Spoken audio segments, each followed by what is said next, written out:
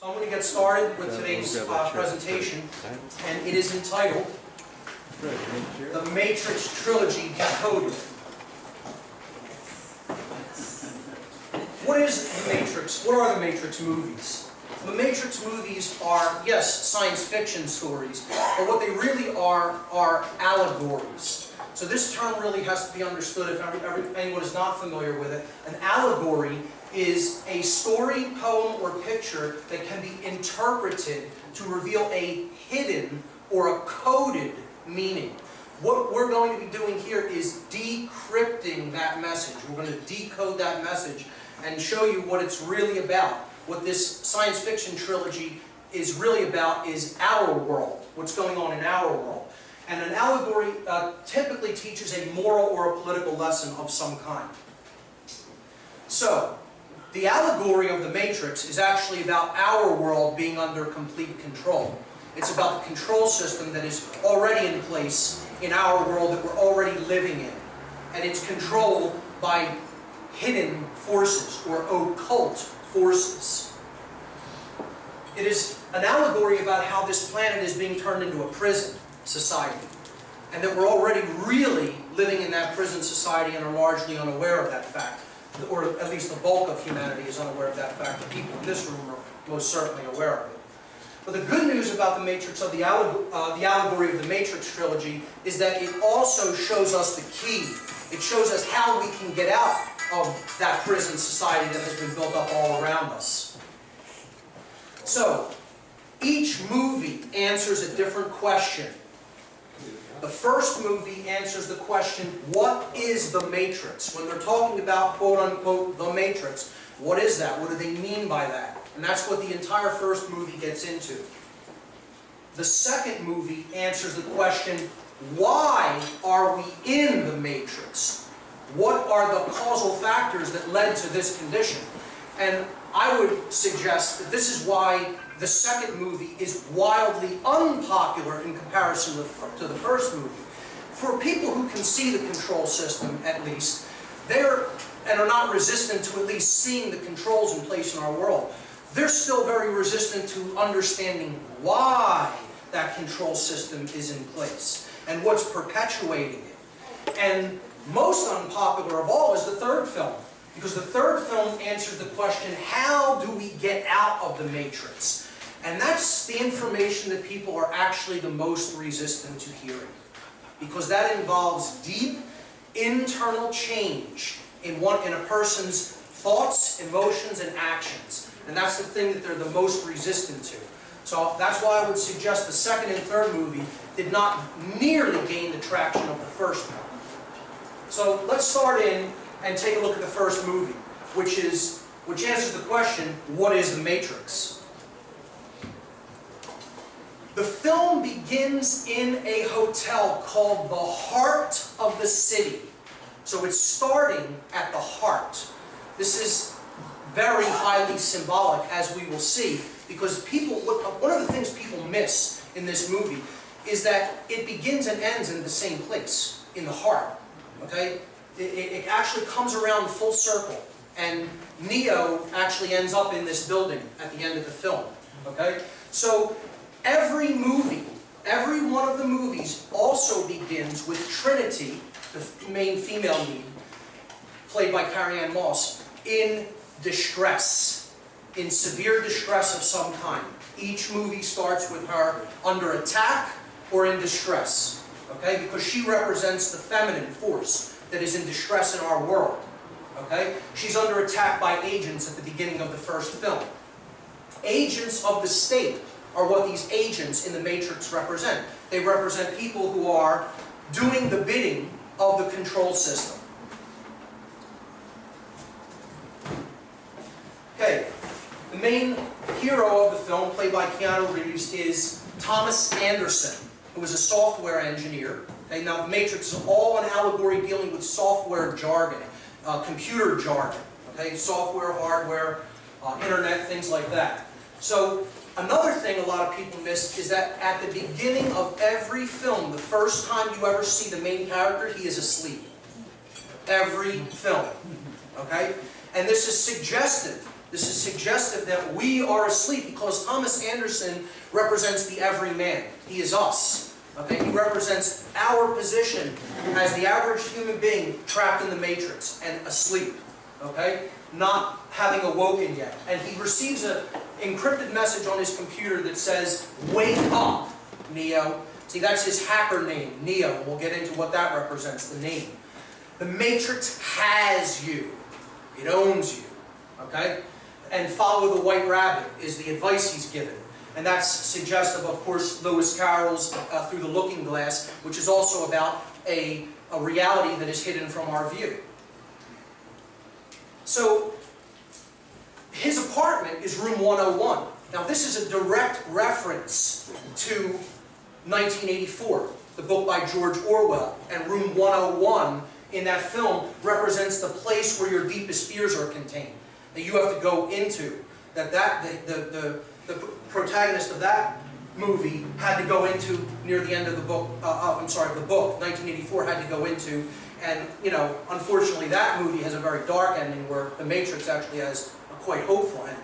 But room 101 represents fear, and you see the one eye symbolism as well here, with the character peeking out fearfully through the door. This is a scene where a bunch of other hacker types come to his house to take some code, to take some stolen information from Neo, who he has paid a couple $1,000s for at the beginning of the film.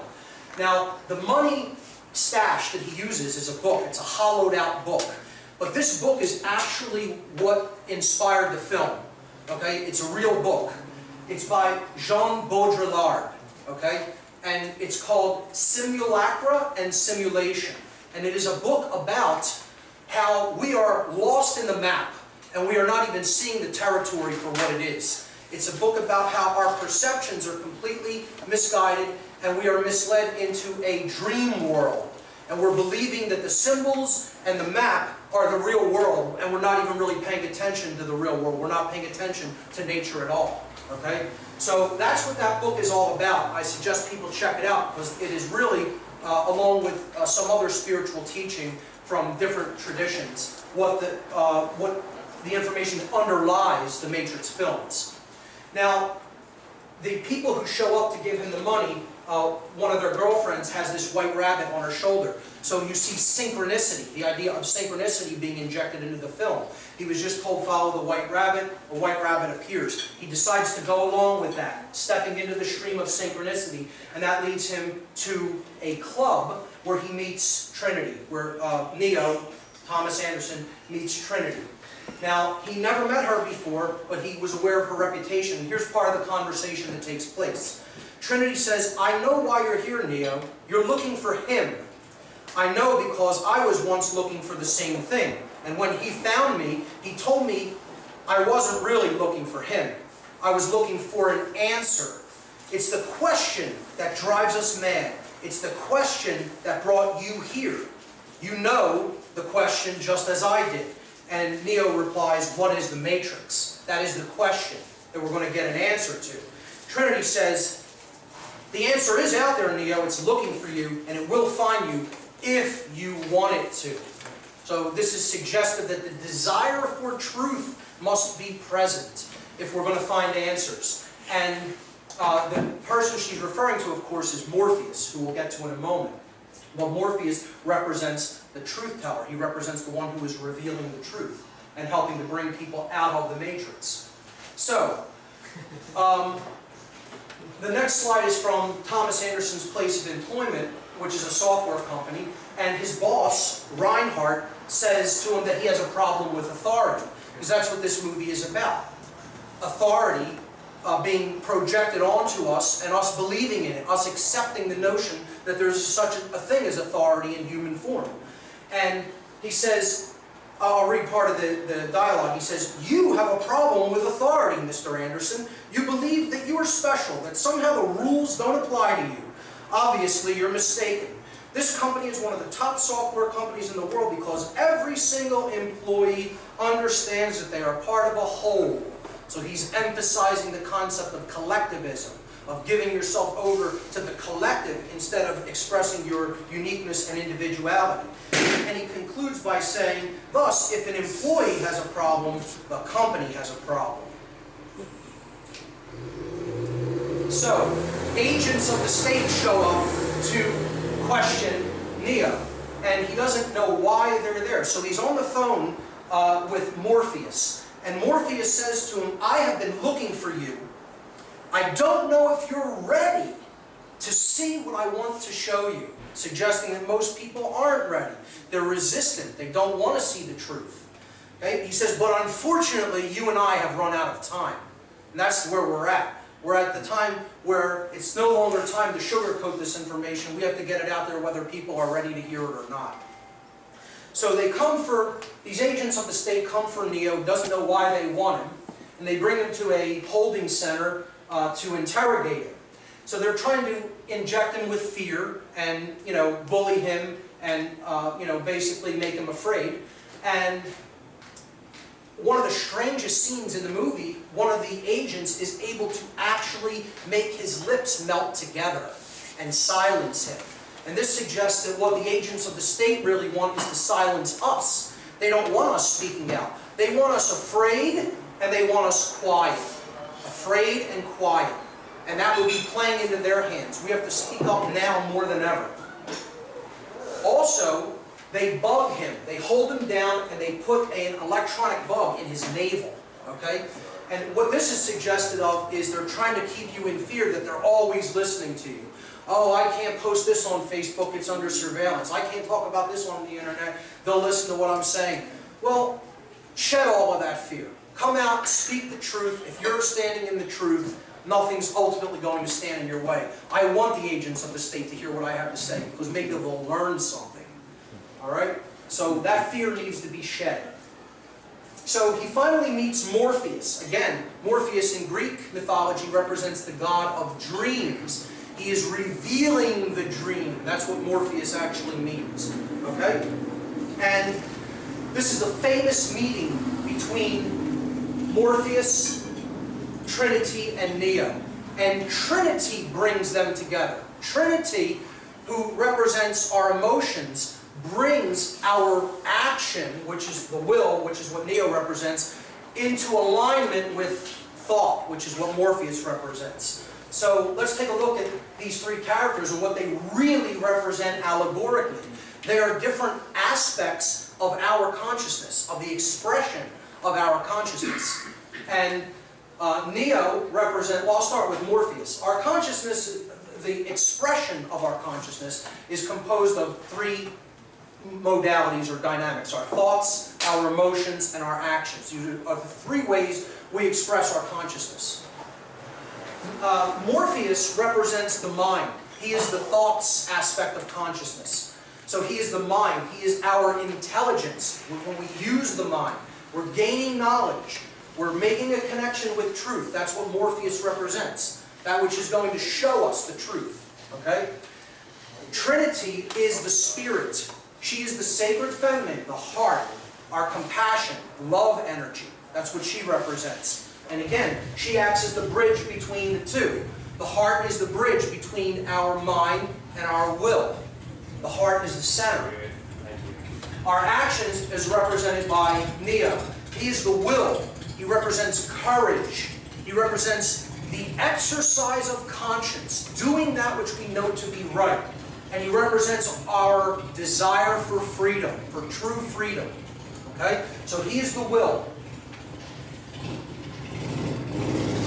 When they meet finally, when the thoughts reach out to the actions, to the will, and they finally meet in the Lafayette Hotel, Morpheus presents Neo with a choice, and here's how the dialogue goes. Morpheus says, "You're here because you know something.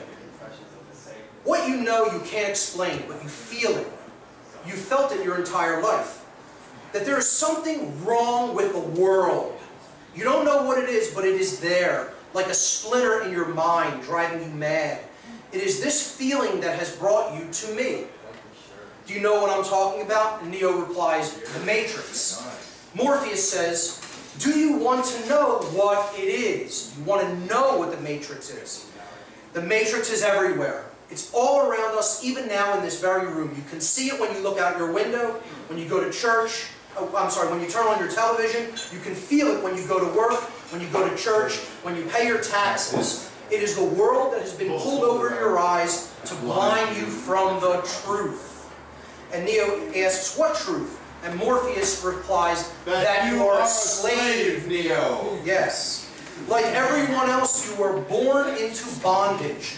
Born into a prison that you can't taste or smell or taste or touch. A prison for your mind.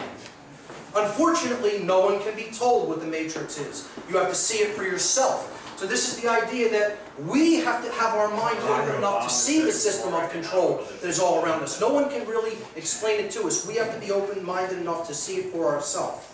He says, this is your last chance. After this, there is no turning back. You take the blue pill and the story ends here. You wake up in your bed and believe whatever you want to believe. If you take the red pill, you stay in Wonderland, and I show you how deep the rabbit hole goes. Another reference to Through the Looking Glass. And this is suggestive that the truth, to understand the truth, is a choice that only we can make.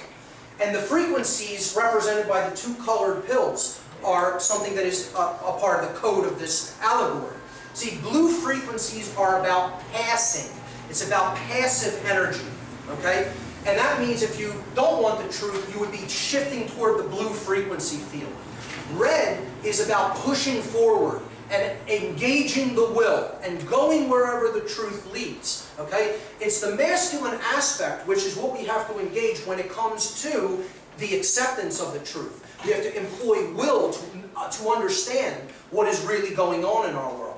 So that's why he has to take the red pill and not take the blue pill. He has to accept the truth and move forward with it, to go where it leads as opposed to pass on. That's what that represents. Okay, so of course the main character, our hero, Neo, takes the red pill. Before he takes the red pill, Morpheus finally says, remember, all I'm offering is the truth, suggesting that it is not going to be a pleasant experience, because understanding the truth isn't a pleasant experience. Okay? Now the movie starts moving very fast from the point where he takes the red pill. And after he takes it, the regular world around him dissolves, it goes away. Okay? And he wakes up in a horror-filled world.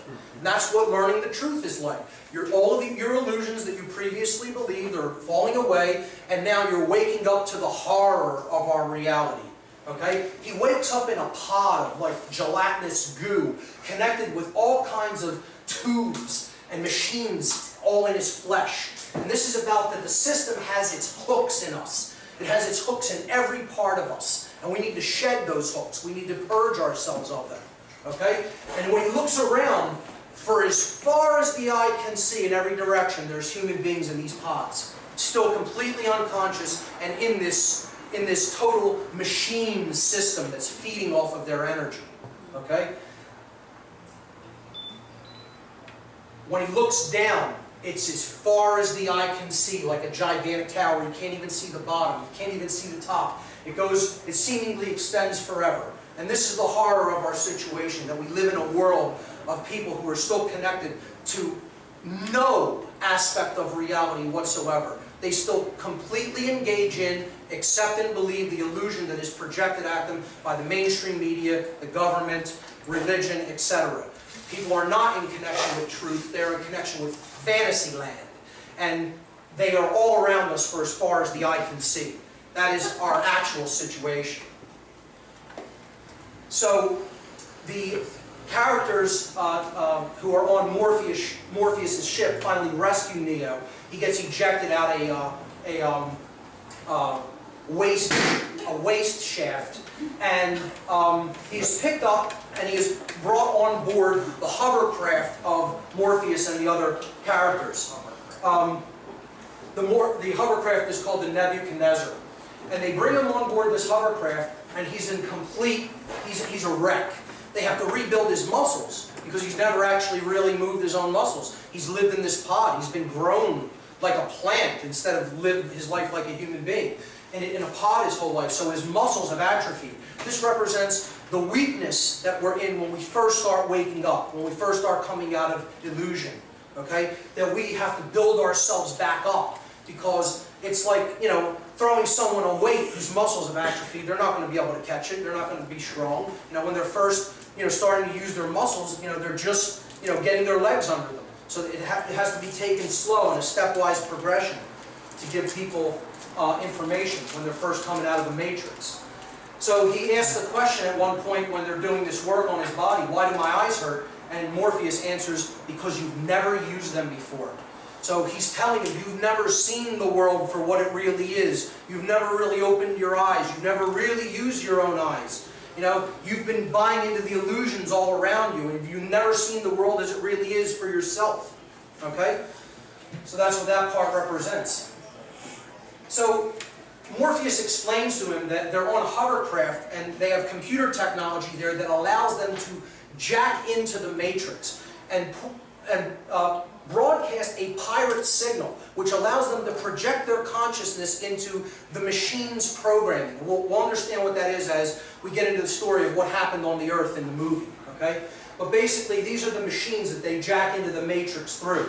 And here you see them, he's putting Neo into one of these machines, and he's going to show him one of their programs that they call the Construct, which is their loading and training program. Okay? So this is the construct that he takes him into, and they can project any kind of scenario that they want for training or learning purposes. And it's, you know, it makes the mind experience this as if it were real, but they're actually in a computer-generated reality. So Morpheus says, when Neo is surprised and he says, this isn't real, Morpheus replies and he says, what is real? If you're talking about what you can feel, smell, taste, and see, then real is simply electrical signals interpreted by your brain. This is the world that you know now. The world as it was at the end of the 20th century. It exists now only as part of a neural interactive simulation that we call the Matrix.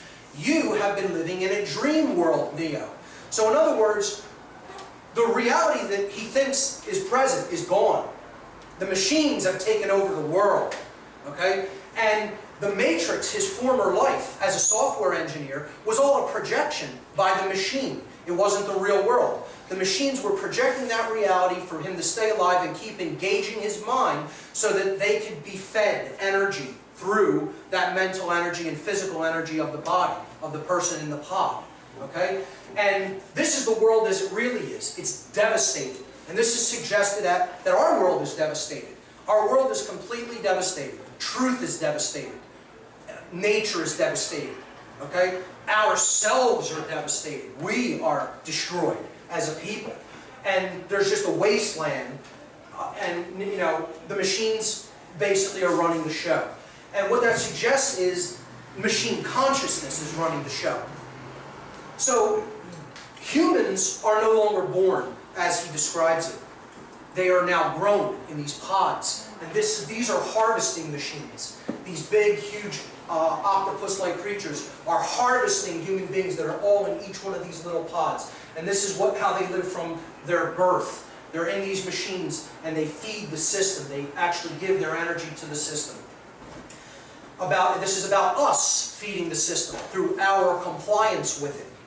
So Morpheus says that the AI that took over the world was a singular consciousness that spawned an entire race of machines. He refers to it as a consciousness. Again, it's machine consciousness. It is intellect with it completely divorced from any wisdom. It is intellect completely divorced from any true care or heart or compassion. That's the machine world. The world of I don't care as long as I get mine. That's the matrix that we're living in. That's the consciousness that fuels that system of control. Okay? So, he says, the machines have found all the energy they will ever need, meaning human beings. They eat us, they feed on us. He says there are fields, endless fields, where human beings are no longer born, they are grown. For the longest time, I wouldn't believe it myself. And then I saw the fields with my own eyes. Standing there facing the pure, horrifying precision of it all, I came to realize the obviousness of the truth. And here's where we get the answer to the question of the first movie. Morpheus answers the question himself. He says, what is the matrix? Control. Control is what the matrix is. And the system that we're living in is all about control. A police state society. Total lockdown society coming in. Brought on by keeping people in a completely illusory, dumbed down condition from the moment that they are born. And that's what the machine consciousness is all about, and keeping people in a completely asleep condition from the moment that we're born is like. He answers the question. There it is. What is the matrix? Control. The matrix is a dream world built to keep us under control in order to change a human being into this. And he holds up a battery because we are their fuel through our consent to this system of control that has been built up. I would suggest that what the matrix ultimately is this. It's not just control, it's a specific kind of control. The matrix is mind control. This is where the real matrix is operating. It's operating in the realm of mind to keep people in a dreamlike state, in a state of unconsciousness, so that they cannot really see what's going on in our reality and just accept the projected version of reality at face value. Neo is horrified by this and immediately tries to reject it. Of course, when people are first waking up to the nature of our reality, they're very angry. And they want to lash out at who's telling them the truth. They don't want to hear it. So he says, no, I don't believe it. It's not possible. And Morpheus again responds, I didn't say it would be easy. I just said it would be the truth. That's all he was ever offering him. He wasn't telling him you're going to wake up to a wonderful fantasy land. You're going to wake up to a wonderful world. You know, you're going to wake up and see the truth for what it is. A world of horror that it's our responsibility to change. Okay? So he hits him with even harder information after that, which he's even less prepared to handle. He says, Neo asks him, I can't go back, can I? And he says, no. But if you could, would you really want to? You know, who wants to go back into the illusion world after they see the world as it is, even though it's horrible? You know, most people don't make that decision. They want to at least know what the truth is. And he says, we never free a mind once it reaches a certain age. It's dangerous, and the mind has trouble letting go, which you can see in the world with people who have developed real attachments to the system. It's very difficult for them to let go of it. He says, I did what I did because I had to. When the Matrix was first built, there was a man born inside, which we call the One. Morpheus calls him the One, who had the ability to change whatever he wanted, to make the Matrix as he saw, remake the Matrix as he saw fit. It was he who freed the first of us and taught us the truth. As long as the Matrix exists, human beings will never be free. And what was the Matrix? Control. So substitute the word, the allegory, put it in there. As long as the Matrix exists, human beings will never be free. What is the Matrix? Control. As long as the desire to control exists, you will never be free, ever. So, he says, after he died, meaning the One, his return was prophesied. And it was prophesied that his coming would hail the destruction of the Matrix, the destruction of the world of control. And that the war between us and the machines would end, bringing peace to our people, bringing freedom to our people. He says, that is why there are those of us who have spent our entire lives searching the Matrix looking for him. I did what I did because I believe that search is over, referring to Neo. So he just drops onto Neo that he believes that this guy is the savior of humanity, that he's the savior of the world. He just woke up, he's newly woken up to the reality that's all around him, and he's still horrified by it. And now this guy just hit him with the fact that he's the savior, or so Morpheus believes. Okay? So let's continue. Morpheus then, okay, let's look at what the name Neo really means, allegorically. Neo represents our neocortex, the higher part of the brain, and the newest part of the brain in evolutionary terms. Neo is a Latin prefix meaning new. Okay? It's also an anagram for the word one. You just rearrange the letters of Neo and you get one. So what Neo actually represents, that is going to be our Savior, is balancing the left and right brain hemispheres, okay, and bringing the entire brain complex together as one, ultimately bringing consciousness together as one. That can't be done unless it can be done physiologically.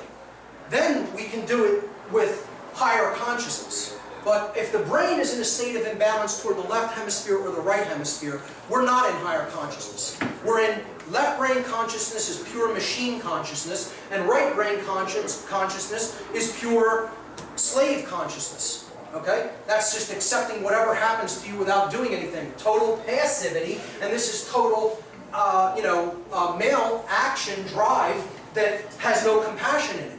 Only when we bridge these two in conjunction with the heart do we really wake up to our higher selves. Okay, so what Neo represents is this occult or this esoteric concept of the new man, the being that we need to give birth to by working upon ourselves and our consciousness.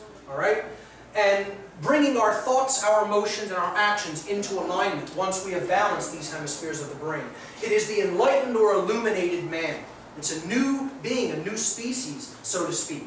It's the next stage of human evolutionary development, which happens in consciousness, not physically. It happens here and here. That's where that evolution takes place. So that's what ultimately Neo represents. And again, that is the Savior. That is our Savior. That's what we need to do. That's where we need to go if we're going to really create any lasting positive change in our reality. This is the famous fight scene. Morpheus takes Neo into their training construct and begins to train him, okay, to try to free his mind. All right? And again, this scene is where I got the phrase "free your mind" from.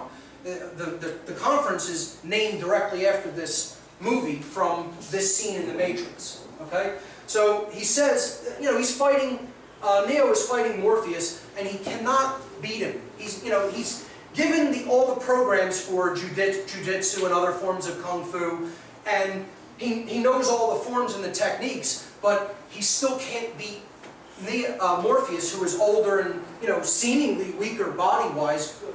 He's in better shape as a physical specimen. Neo is, but he can't beat him. And he's like, why do you think you can't beat me? And he says, do you believe that me being any stronger or faster here has anything to do with my muscles in this place, meaning the construct? So he's trying to explain to him this is all about being strong here in the mind. That's where, when we start to take action in this realm, that our strength has to reside.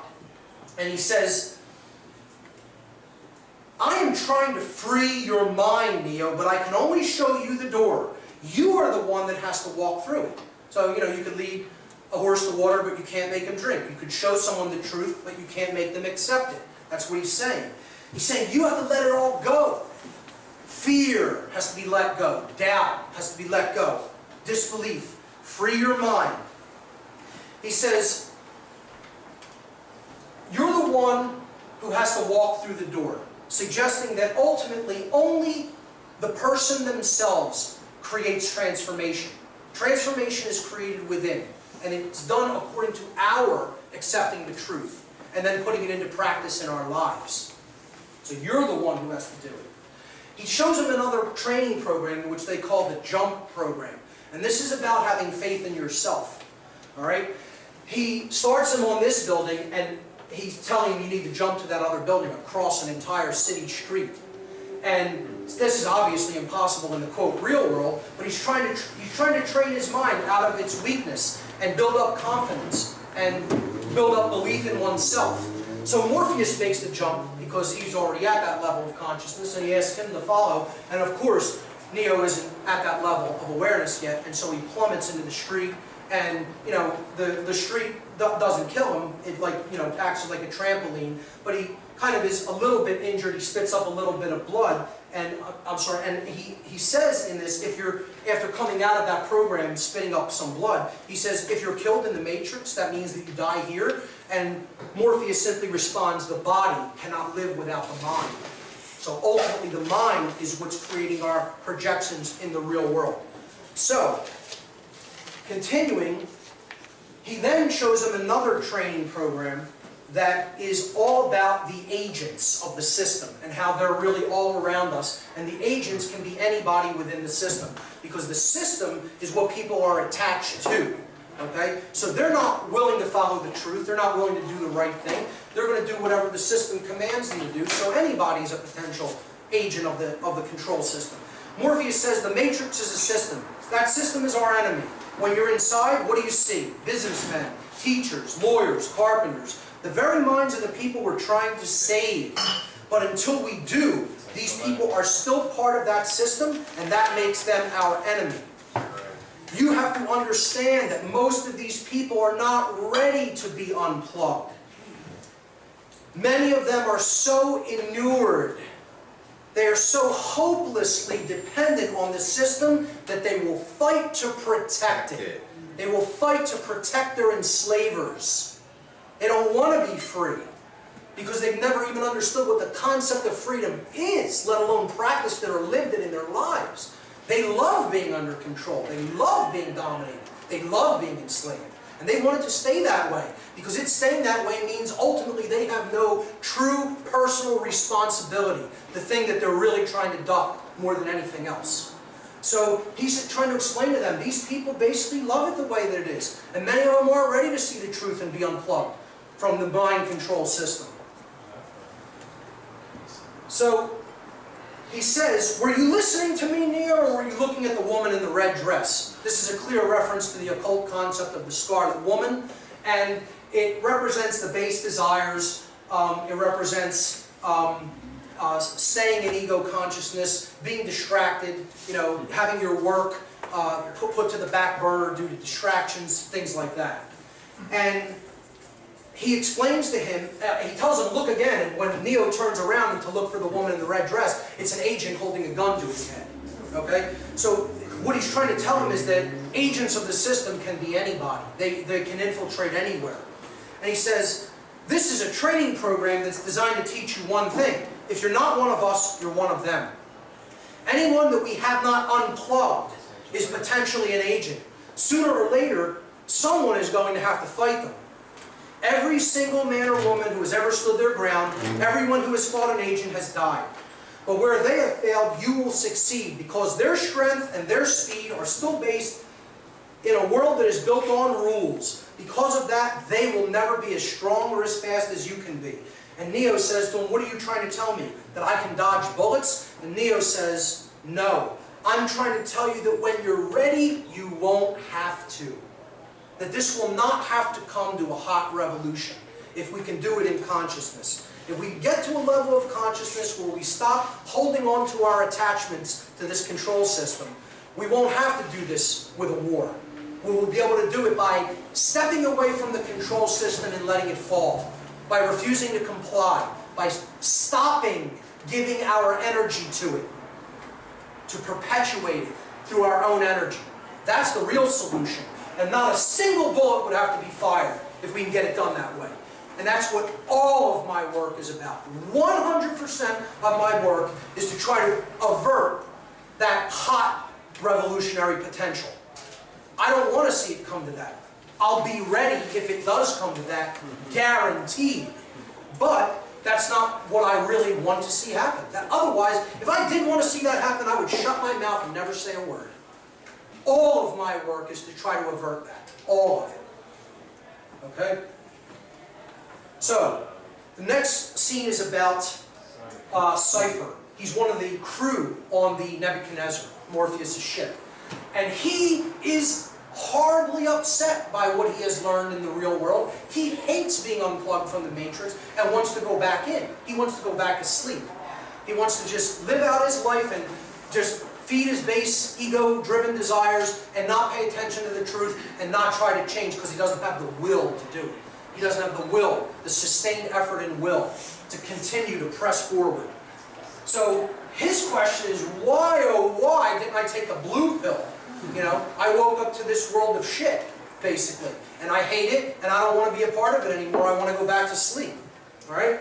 So his concept is ignorance is bliss, and he makes a deal with the machines that if he gives up Morpheus, if he betrays Morpheus and gives him up to the machines so they can get the codes that they need to attack the last human city of Zion, which we'll talk about later, that his body will then be actually physically reinserted into the Matrix, will be found in the real world and physically reinserted into the Matrix, and he's doing this for a deal that he'll be made someone important and rich, like an actor. We'll take questions afterward.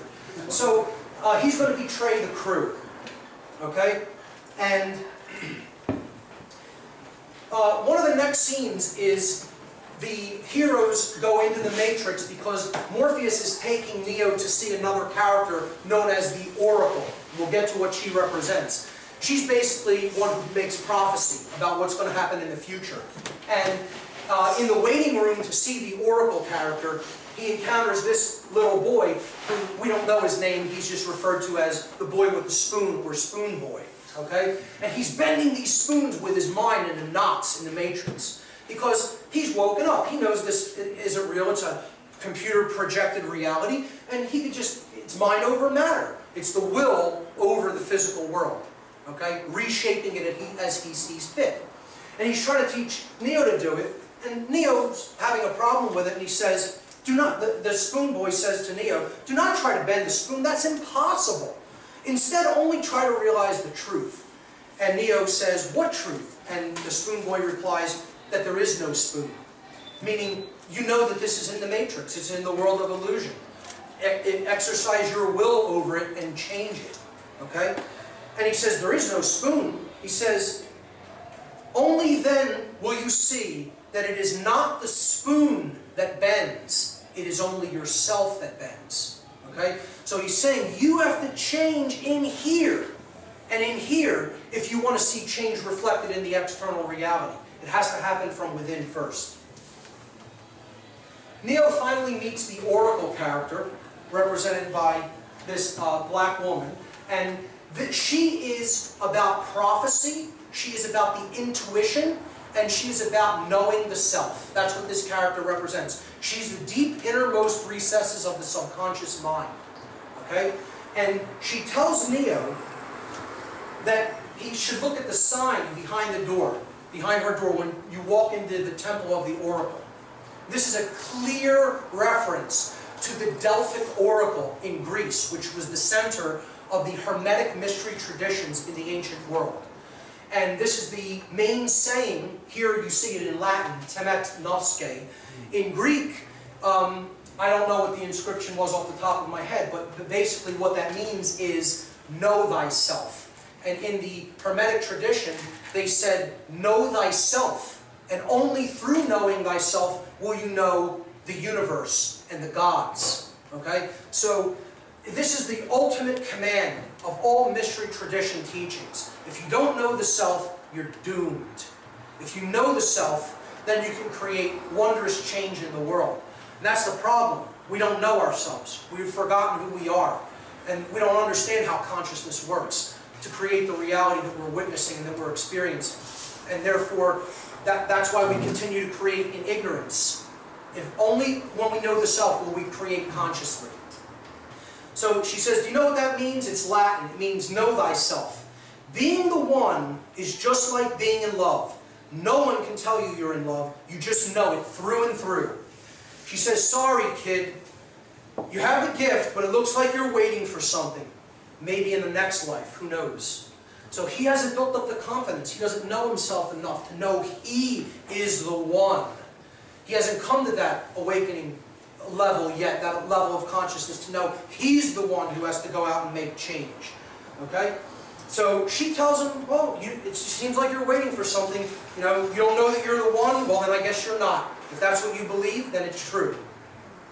So he leaves kind of despondent, And back on the ship, Cypher betrays some of the other characters and kills one of them. Alright? And he takes over the ship, and he finally betrays Morpheus, and Morpheus falls into the hands of agents within the Matrix before they can actually get out. So here you see Morpheus being tortured and questioned by some of the agents. And Agent Smith says to Morpheus, in reference to the Matrix itself, the system of control, have you ever stared at it and marveled at its beauty, its genius? Billions and billions of people just living out their lives, completely oblivious. Talking about the control system we're living in. He says, did you know that the first Matrix was designed to be a perfect human world? Where none suffered, where everyone would be happy. It was a complete disaster. No one would accept the program. And that's because as a species, human beings define their reality through misery and suffering. This is Smith's dark, poisoned worldview of humanity, of how he sees humanity. And this is part of our poisoned worldview. Why we're still stuck in the Matrix is this is a lot of people's poisoned worldview. He says the perfect world was actually a dream that your primitive cerebrum kept trying to wake up from. You couldn't just accept that things were okay and that, nature was just, ruling the day and you were going along in harmony with it. You weren't trying to fight against it. You weren't trying to fight against the laws of creation. You weren't trying to fight against, your true nature. You were just going along with it. That would have been a perfect world, but you couldn't do that. Your mind kept trying to wake up from it. It wanted something else. It wanted something more. Until it finally would only accept this prison reality, that desire to control. He says that's why the Matrix was redesigned to this, meaning, the modern world, the system of control. So he says, when I tried to classify your species, I realized that you're not actually mammals. Every mammal on this planet instinctively develops a natural equilibrium with the surrounding environment, but humans do not. You move to an area, multiply and multiply, until every natural resource is consumed. The only way you survive is to spread to another area. There is another organism on this planet that follows this same pattern. Do you know what it is? A virus. Human beings are a disease, a cancer of this planet. You are a plague, and we are the cure, meaning the machines, because he's one of the programs in the machine world. So that's his worldview, and that is the dominator's worldview. That is really what they think. That's how they think. And unfortunately, they have infected our minds with that worldview, and many of us think that same way. We're not a virus. If we continue to think that we are, we're falling right into their game, into their hands, and believing in their worldview, which is ultimately going to lead us right into their continued control. So he's trying to break Morpheus' spirit. He's trying to break his mind. So Neo and Trinity go back into the Matrix to lead a rescue attempt of Morpheus. Okay? And this is basically, you're trying to rescue the truth and keep the truth alive. That's what these characters are doing. That's what this represents. Morpheus is the truth. They're trying to rescue, to save the truth from being exterminated, from being broken. Okay? And there's another theme in the movie of going up. We'll return to this later. Going up to a higher level is the solution. They have to take an elevator shaft and they have to take it via an act of faith, via a cable. They have to cut the elevator away from the cable and ride the cable all the way up to the top floor. This is an act of faith that the truth will lead you where you need to go, up to a higher level of awareness. Finally, they rescue Morpheus with a helicopter and a Gatling gun. And the last effort to save Morpheus is a leap. It's a leap of faith. It's using all of the will and suspending yourself, okay? Completely extending yourself to come into harmony with truth. That's what this scene represents. After they save him, Morpheus says, I knew you could do it. I believed in you. He says, sooner or later, you're going to have to realize, just as I realized, that there is a difference between knowing the path and walking the path. That's a powerful, that's a Buddhist philosophy. that there's the path and knowing it. And that's intellectually and, in an intelligence perspective, understanding what is real and understanding what is right. But then there's a big difference because then you have to engage that in the physical reality by using your will to put that knowledge into action. And that's what real wisdom is. And that's what Morpheus is saying to Neo after that scene. There's a difference between knowing the path and walking the path. After this, Neo finally starts to get some courage and resolve. And he's starting to build up confidence in himself. And he's the first person who will not run. He will face the control system head on and take on the agents of the state in the form of Smith. Trinity is looking at this from outside of the Matrix, horrified, saying, "My God, what is he doing?" And Morpheus' response is, he's beginning to believe. He's beginning to believe. Because he's beginning to believe in himself. That he is an agent for change. And he is representing and fighting for and championing the truth. And he's willing to defend that truth against the control system. Okay? So, he is shot in the same room where the movie begins. People miss this part here. Okay? It's the heart of the city hotel. Watch it again, you'll see it. In room 303, which is where Trinity was under assault at the very beginning of the movie. So we've come full circle. Now, that number is very significant in Masonic terms, because 33 is the level or the degree of illuminated masonry. Okay, the 33rd degree. Because it's the degree of temperature when water begins to melt. It's frozen as a block of ice, meaning we are encased in ice. Our heart is not actually, we are not warm, or we have not thawed our negative emotions. Our care is not really flowing. But when we come up to the 33rd degree, the light of the sun, knowledge, okay, of the true self, has thawed it and has turned it back into water. Okay, so that's what 33 represents there. And I guarantee you that is no accident. He is shot and dies in the Matrix, in the world of illusion. Because the 33rd level in Freemasonry is also about death and rebirth. It is about resurrection to a new form of consciousness, to enlightened awareness, which is why it is called the first level of the illuminated degrees of Masonry.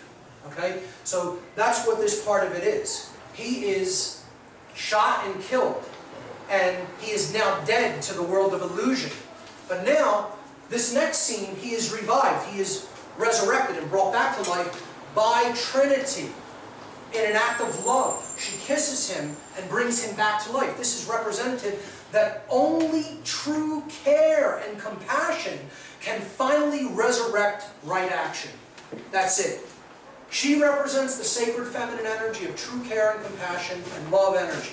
And that's the only thing that can ultimately resurrect right action in the world, which is what Neo represents, our will. When he comes back to life, it is the most significant, it's probably the most important part of the entire film.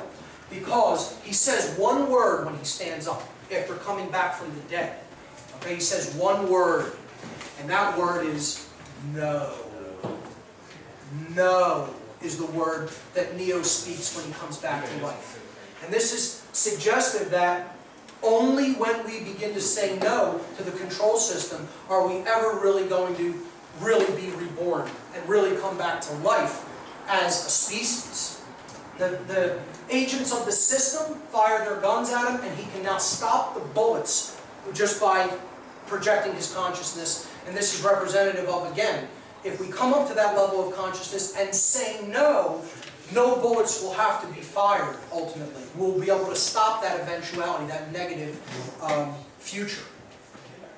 So, the word no, I call it the most powerful word in the universe in my work. The concept of apophasis, A-P-O-P-H-A-S-I-S. Apophasis means to say no. It means to not speak, or to not acknowledge, or give energy into the system. It is withdrawal. Withdrawal from what is wrong. And in withdrawing from what is wrong, we're ultimately doing what is right. So that's the most powerful energy, the lost word it is called. And that's what we need to step into, that form of consciousness.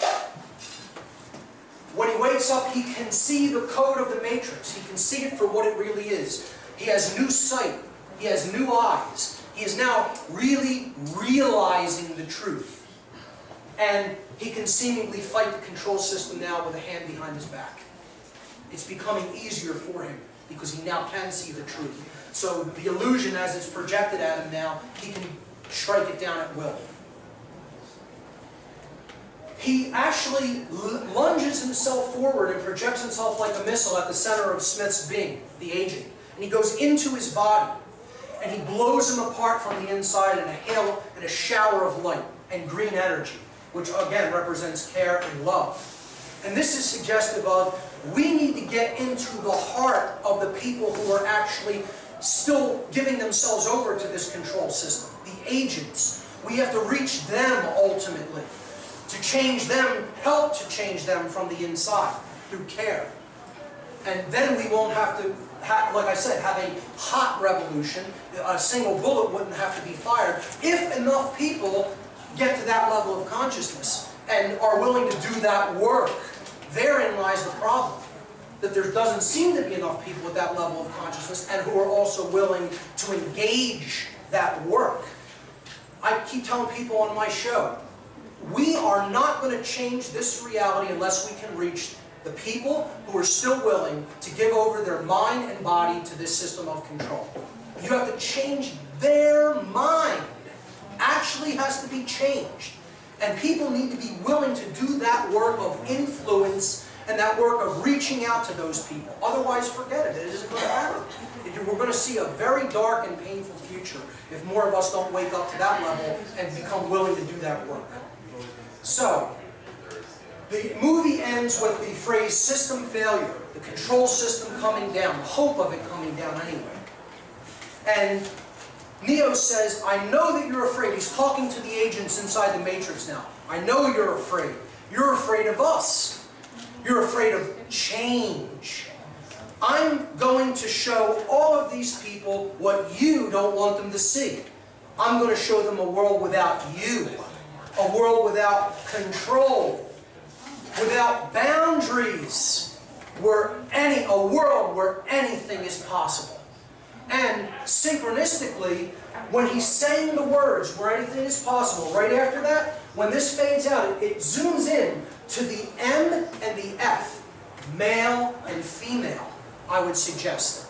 Okay? The masculine and feminine consciousness that is within us being bridged and brought together, and it opens as a doorway into another world. And that is how the first movie ends. Very powerful symbolism. Okay? Let's take a look at the second movie. So, the second movie is about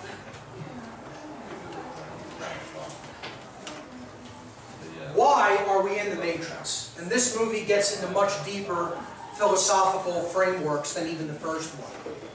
I would suggest this is also why it's very unpopular.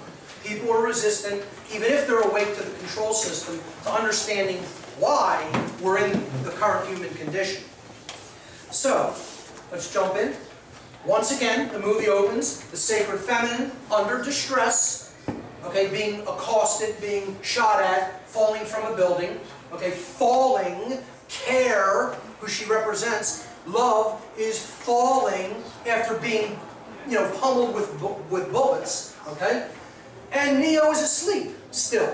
This is suggesting that he may see the Matrix, may be able to start working within it, okay, and finding his power, but ultimately he's still asleep. There's still more for him to know, and that's about why this is created, because only in understanding the reason for something, the causal factor, can we really understand what's necessary to undo it, okay? We get our first glimpse of the last human city, the only place the machines haven't completely wiped out. It's called Zion, and people have a very misunderstanding of what this city represents. In the Kabbalistic tradition, in Kabbalah, Zion actually represents the spiritual center of creation, where the manifested reality is projected from. Okay? So spirit, okay, and care, and our thoughts. These are the things that are actually the projector. And then the projection is the physical manifested reality. Well, Zion is the center of the spirit in the Kabbalistic tradition. All right? And it also represents a positive hope for a better future world. That's what Zion represents in esoteric traditions. So that's what this represents. More overtly, all it represents is the underground.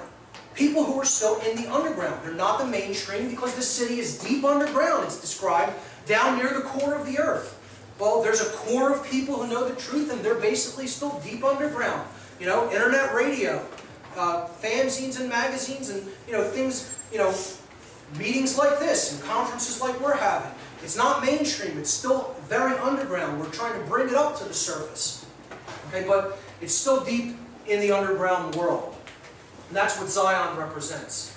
There's a big conflict between Morpheus and Commander Locke, a subplot theme that runs throughout this movie.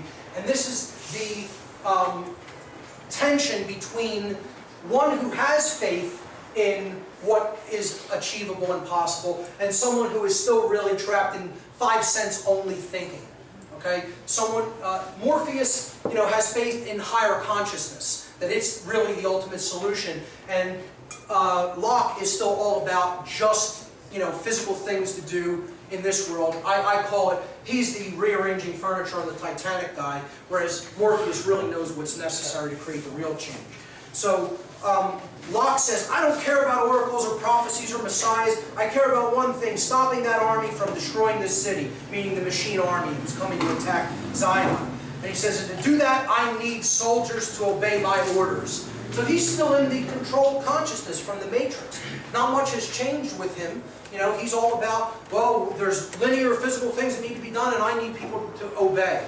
And that's not the consciousness that's going to get us out of this mess. Morpheus says, with all due respect, Commander, there's only one way to save this city, Neo. And what he's referring to is that unity consciousness that we have to get to. So let's move forward. Morpheus gives a phenomenal speech in this that's very inspiring. He says, the machines have gathered an army. And as I speak, that army is drawing nearer to our home. He's telling this to the people of Zion. We have a difficult time ahead of us. But if we are to be prepared for it, we must first shed our fear of it. I stand here before you now truthfully unafraid, because I remember that for 100 years we have fought these machines. I remember that for 100 years they've sent their armies to destroy us, and after a century of war, I remember that which matters most. We are still here. He says, tonight, let us send a message to that army. Let us make them remember that this is Zion, and we are not afraid.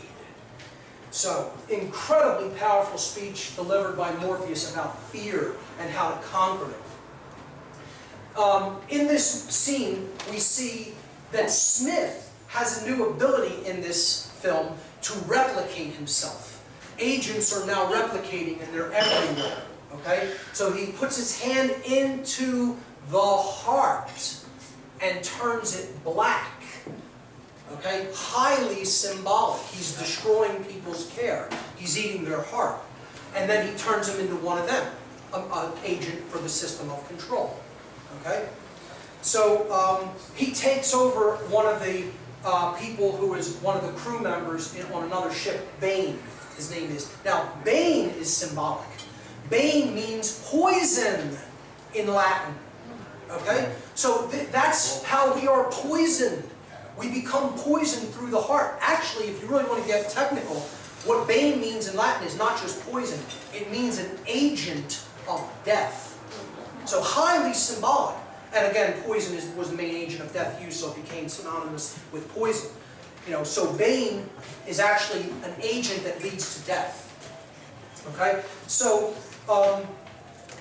we see him taking over people through the heart, and that's ultimately bringing them toward death, because that's what he represents. Smith represents death, as we'll see in a moment. This movie is all about conversations that deal with purpose. Purpose. Okay? He says, this is a scene where Neo is talking to one of the counselors of Zion. And they go out into the engineering section, and he's having a conversation with him about all the machines that run the city. He said, Counselor Heyman is his name. He says, I think about all those people still plugged into the matrix. And when I look at these machines, I can't help thinking that in a way we're plugged into them. He's talking about technology in general. And Neo answers, but we control these machines. They don't control us. And the counselor replies, it does make one wonder just what is control. Neo replies, if we wanted, we could shut these machines down. And the counselor says, that's it. That's control, isn't it? If we wanted, we could smash them to bits. Although if we did, we'd have to consider what would happen to our lights, our heat, our air. There's so much in this world I don't understand. See that machine? It has something to do with recycling our water supply. I have absolutely no idea how it works, but I do understand the reason for it to work. So here purpose is brought up. There's a reason for things. Now, I would suggest this is also about technology and how it's a dual-edged sword. It can be used to help mankind, and it can be used as an agency for control. It's about how will we use it. Will we use it truly for our benefit and our uplift, or are we going to use it to bring in greater and greater modes of control? And that's the conversation that's taking place here. The councilman finally says, I have absolutely no idea how you, Neo, do some of the things that you're able to do, but I believe there's a reason for that as well. Again, purpose being brought up. Why, in other words. I only hope we will understand that reason before it's too late. So what he's suggesting here is we have to really understand what is driving your level of will so that we can help other people to achieve that level of consciousness and put their knowledge into action, to get over their fear and actually do the work that is required. If we can understand what helps bring somebody into that full potentiality of their power, then maybe we'll have a shot.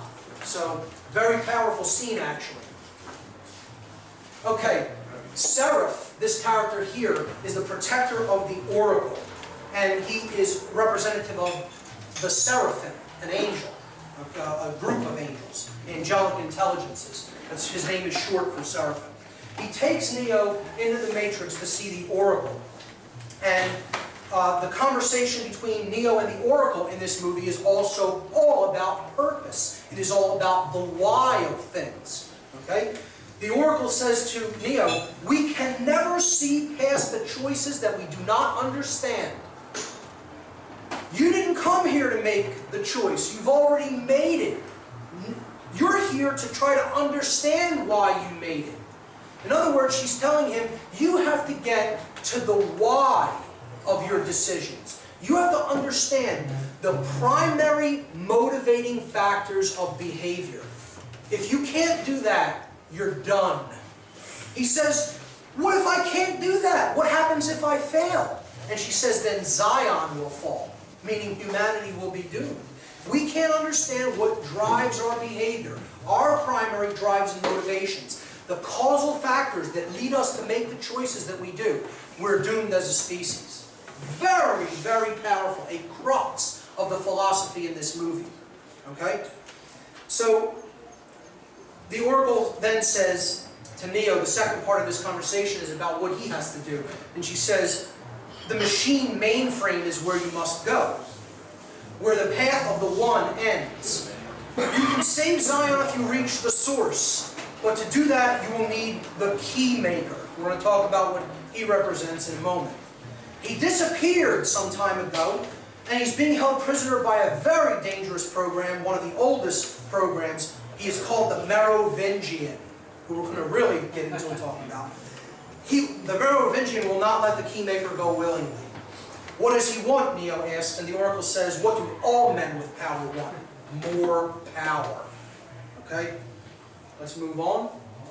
Neo finally encounters Smith in this movie after the Matrix leaves, and they have the big fight scene, the CGI fight scene, where he's fighting thousands of Smith agents. Smith has now become a virus, an agency of death that is replicating himself throughout our world. That's what this represents. And Neo is the one who has to try to stop it. Again, higher consciousness stopping the spreading of the destruction of the heart energy, the destruction of care. Alright, so after that fight scene, they go back into the Matrix to try to get the Keymaker out from the control of the Merovingian. So the three characters, Morpheus, Neo, and Trinity, go into the stronghold of the Merovingian. Now the Merovingian, the name is suggestive. It's about the Merovingian bloodline, one of the high connected bloodlines to the highest levels of the control system. This is an occult family that dates back into the ancient world, and there's a lot that we could go into on that, but you could research the Merovingian bloodline for yourself. Basically, who this character represents is the super, quote, elite that is controlling this world and reaping the benefits of the control system, okay? And he doesn't want to give up his power, he just wants more and more power. I would suggest that he is representative of the dark occultists, who understand the human psyche, how it works, and are completely manipulating it for their ends. So he's representative of the class of sorcerers who are really controlling the minds of the people of this world, and therefore getting them to do their bidding. This scene is the most powerful scene in the whole movie. In the whole trilogy, I should say. Not just this individual movie. It's the most important scene in the whole trilogy. Because it gets to the crux of why are we in this position. So, it starts with Morpheus saying to the Merovingian, you know why we are here. And the Merovingian says, I'm a trafficker of information. I know everything I can. Of course I know why you're here. The question is, do you know why you are here? And that question is a big question. Meaning, do you know why you've come to this place in the world? Do you know what? It's not about why are you in this building talking to me. Do you know why humanity has arrived at the condition that it has arrived at? That's the big question. Do you know what those causal factors are about? Because if you don't, good luck undoing it. Good luck making a better world. It's never going to happen unless you know what got you to where you're at first. So he says, the Merovingian says, do you know why you're here? Morpheus replies, we're looking for the Keymaker. The Merovingian replies, oh yes, it's true, the Keymaker, of course. But that's not a reason. This is not a why. The Keymaker is, his very nature is a means. It's not an end. And so to look for him is to be looking for a means to do what? What he's telling him here is, you're looking for the way out of your mess, but you don't want to understand why that mess is present to begin with. And without that knowledge in hand, you're never going to get out of the mess. You have to know why the mess was created in the first place. What got you to that condition? So Neo says, you know the answer to that question. And the Merovingian says, but do you? You think you do, but you do not. You're here because you were sent here. Referring to the oracle. She sent him here. He doesn't know what the Keymaker is, what he represents. You were told to come here and then you obeyed. And that's the way of all things. Right? He says, you see, there's really only one constant. There's only one universal. There's one universal law, ultimately. There's only one ultimate truth. The only real truth. Causality. Action, reaction. Cause and effect. Morpheus replies to that saying, everything begins with choice. And the Merovingian replies, wrong. Choice is an illusion created between those with power and those without. That is the nature of the universe. Causality. There is no escape from it. Our only hope, our only peace is to understand it.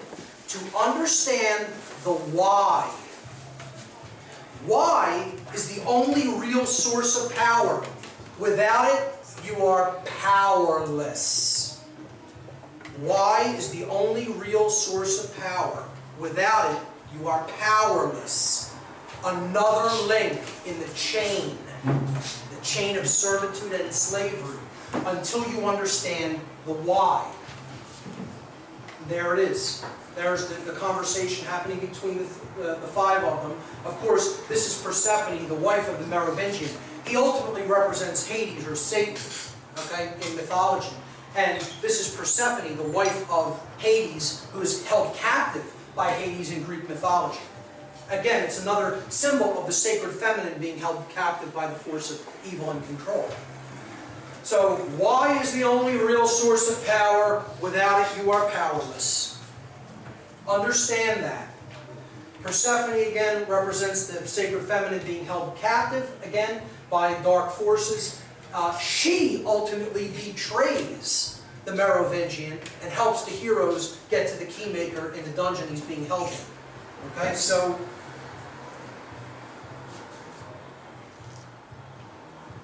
they finally do get the Keymaker after a long, drawn-out battle with the Merovingian's henchmen.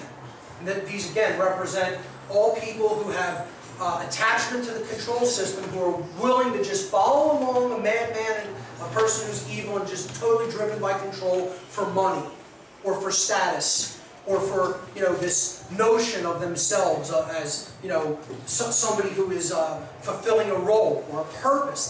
That's what they think is ultimately important and why they want to do it. They don't know anything else. That's what they know to be their purpose. And so, therefore, they give themselves totally over to something that really isn't doing anybody any real good in the world. They think that it is, but it isn't. This scene on the highway, where Morpheus has to rescue the Keymaker, ultimately represents the importance of defending truth on the information superhighway, the internet. That if we're going to really get the truth out there to people and unlock them, unlock their minds, we cannot let the internet fall into the hands of the agents. So that's what that whole battle is about, getting the Keymaker off of the, rescue him on the internet, on the superhighway. They finally do rescue the Keymaker with Neo's help. Neo has to come down and swoop them out of an explosion, a huge explosion. So again, that represents he's rescuing the truth and the key to unlock people's minds, who the Keymaker represents. The Keymaker represents the unlocking of the deepest subconscious desires, getting into the subconscious mind and really deeply penetrating, exploring, and understanding our motivations and hidden desires. That's what the Keymaker is. And that's why they need him. That's why they can't really do what they're going to do, which is unlock people's minds without the knowledge of how to do that. Okay, so he formulates a plan with 3 captains of 3 ships to go into the Matrix, disarm the defense system, and get Neo into a hidden part of the Matrix, a back door, so to speak, so he can get to the source and do what he needs to do. Okay, Smith is, of course, replicating here. You see him trying to take over Morpheus in one of the backdoor corridors while Neo is fighting him off. Finally, Trinity decides to help after one of the ship captains fails in their mission to disarm part of the defense system.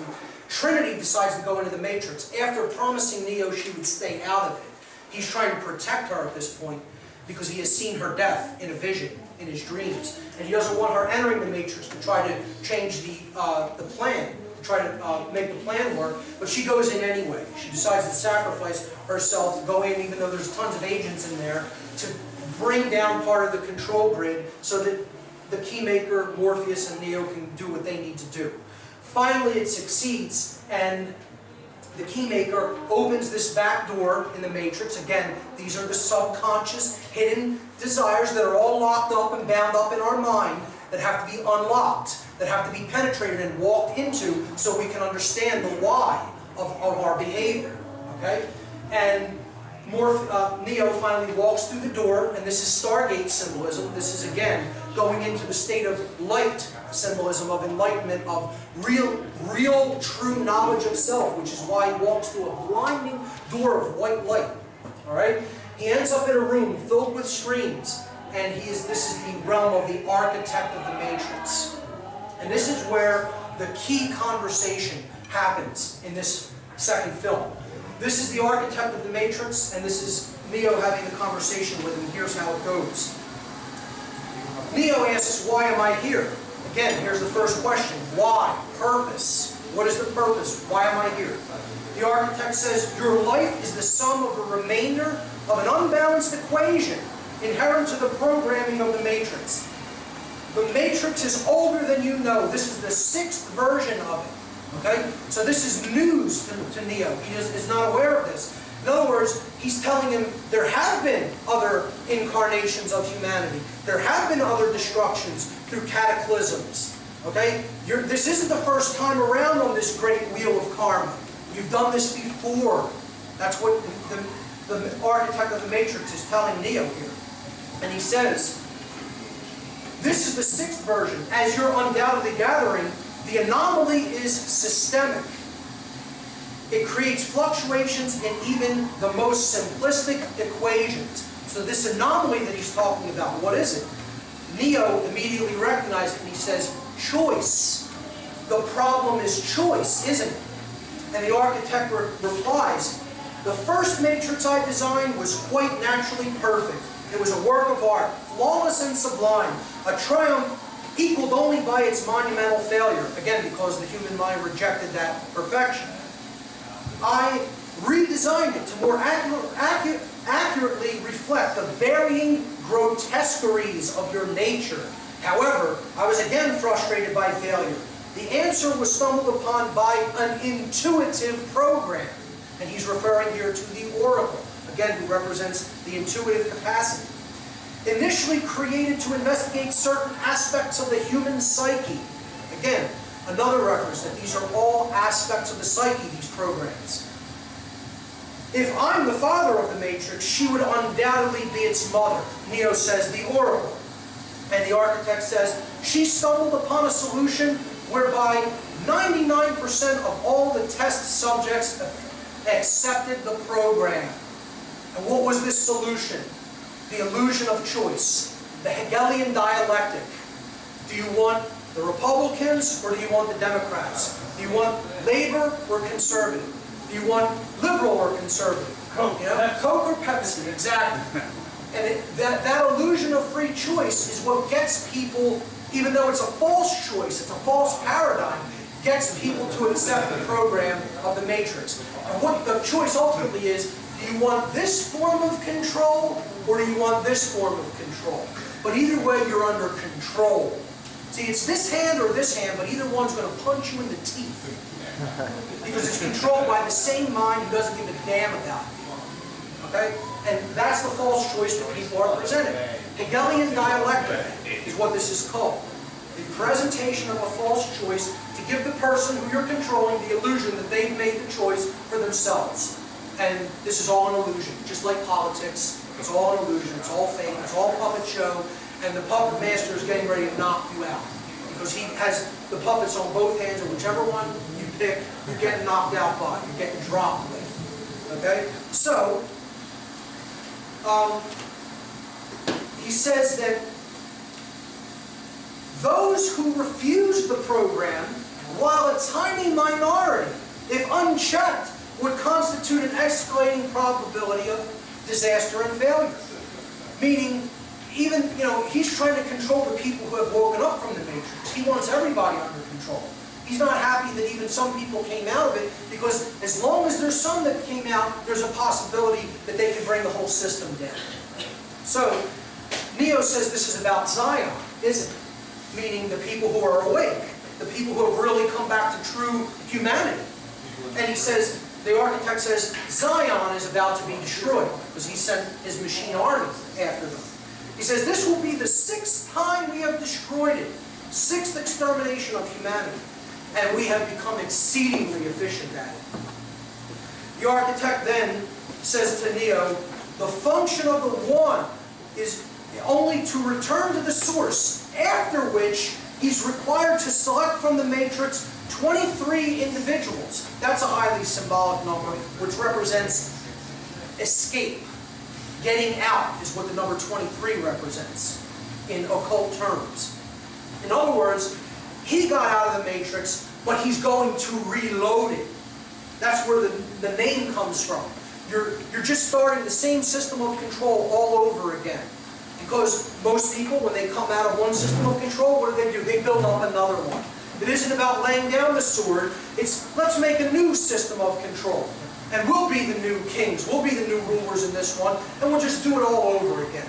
It's not, what he's trying to say is, you're going to, we'll get you to a point of revolution, and then you'll just reload the matrix by bringing in another form of government. And that was the failure during our first revolution, where what should have been realized is that the problem is the belief in authority is the human problem. That's the problem of the human condition. And that's what needs to be abandoned, is that there is any people who are our authorities. Truth is our authority and nothing else. And we need to make that the goal of what we are going to actually give our energy to.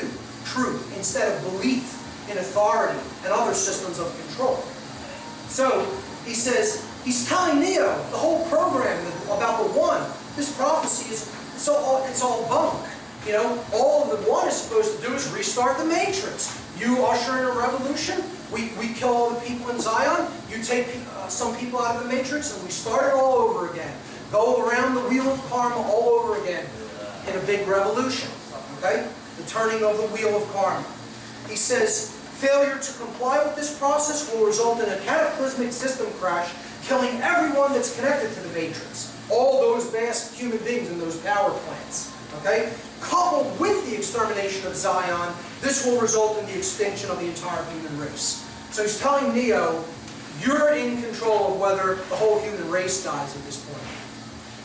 The fate of humanity is in your hands. He tells him that there's a door on the left, which if he goes through, goes to the source, and he rebuilds the matrix, he reloads the matrix. If he goes through the door to the right or to his left, then he goes back into the matrix to rescue Trinity, who he's now become aware is in the matrix. So he says, you won't let the total system crash happen. You can't. You need human beings to survive. And the architect says, there's levels of survival that we are prepared to accept. However, the relevant issue is whether or not you are ready to accept the responsibility of the death of every human being in your world. And the architect makes him aware that Trinity has entered the matrix to save Neo's life at the cost of her own. She was ready to sacrifice herself to save him.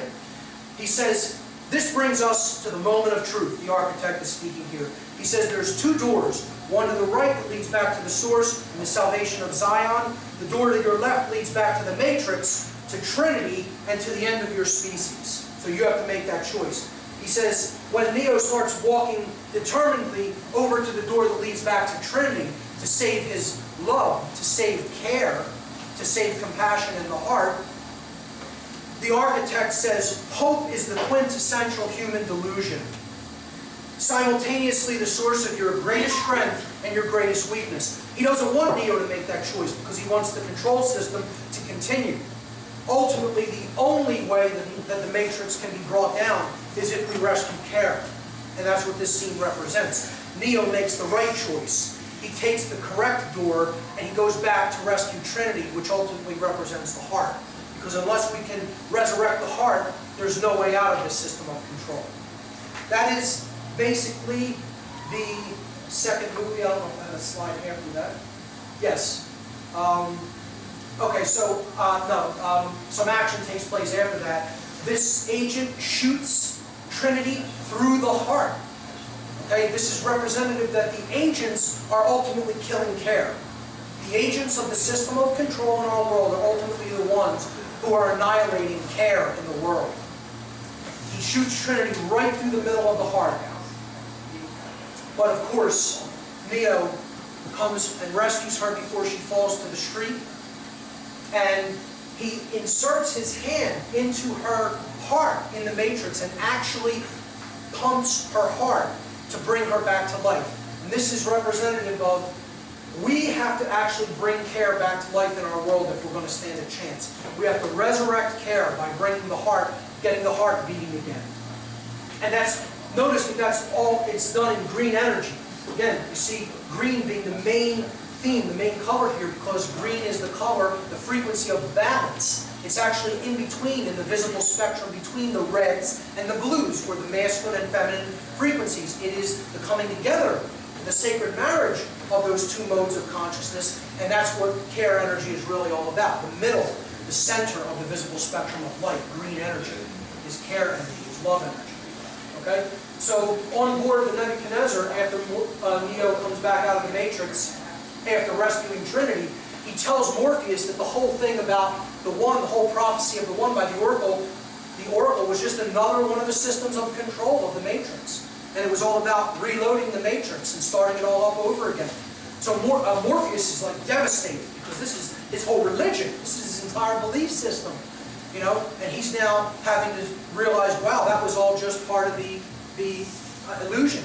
I look at that as all the beliefs that are fed to us through religion and the New Age movement about externalizing the Savior is all part of the system of control, because it gets you to stand down and you don't really take right action. You are looking at like, that's all in someone else's hands. We don't have to do nothing. You know, it's not about good works, it's about belief. Well, that's bunk. It's all about good works. It's all about actually making a change in the real world through an act of your will. And that's what love is all about. And that's what higher consciousness, including Christ consciousness, is all about. The machines finally sent a kamikaze mission to the Nebuchadnezzar to blow up the ship. And they succeed. The heroes just get off board before the Nebuchadnezzar is annihilated by a bomb. One of the machines becomes a bomb. One of the machines turns itself into a bomb, destroys the ship. That leaves them temporarily stranded, but as more machines are coming for them to physically destroy their bodies, Neo now holds up his hand in the real world and stops the machines, short-circuits them, and annihilates them. Now, we're not in the Matrix now, we're in the real world. So he's now has real power in the real world. This is because he has awoken to the true nature of his self, resurrected his care, understands part of the reason why we're in this situation, and now he's in a power to really affect change in the real world. Not just the machine world, not just the Matrix, the world of illusion. He's really making change happen around him, physically now. Okay? That's what that represents. Another ship comes along to rescue them called the Hammer. Very symbolic names. I'm not going to get too deep into them as well, but Nebuchadnezzar, the Hammer. I will talk about one of the ship names in part 3, the Logos, which is a ship that Neo takes into the machine, the heart of the machine city. At the end of the film, this burst of energy coming from Neo puts him into a coma, suggesting that the high level of consciousness that he had to employ to do that, it burned him out. You know, he might not have been ready for it, or he may not have paced himself, and it ultimately put him into a temporary state of being in a coma. So that's how the movie ends, with him being in a coma, and the ship's captains being debriefed on what happened at the first line of defense as the machines were trying to break through the defense lines into the city of Zion. They find that someone blew an electromagnetic pulse weapon, which is the humans' weapons against the machines, and did it prematurely, knocking out all the ships, and then the machines were able to swarm in and just annihilate the first line of defense of the city. So this is the guy who did it, and they found him unconscious, also in a coma like Neo, kind of, and that was Bane, the Bane character again. And we saw that Smith took over earlier in the film. So really now, Smith's consciousness is embedded in this physical person named Bane in the real world. And the spirit of death and the virus of poison worldview and the poisoning of the heart and care is actually operating through this man, through his body in the real world. And he's actually right across from where Neo is at, in the other health bay on the ship. That's how the movie ends. It's a big cliffhanger to be continued.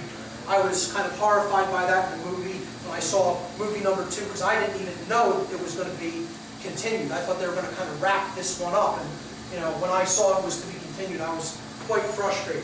So let's move to the third movie, and this is How to Get Out of the Matrix. This part is probably the least popular.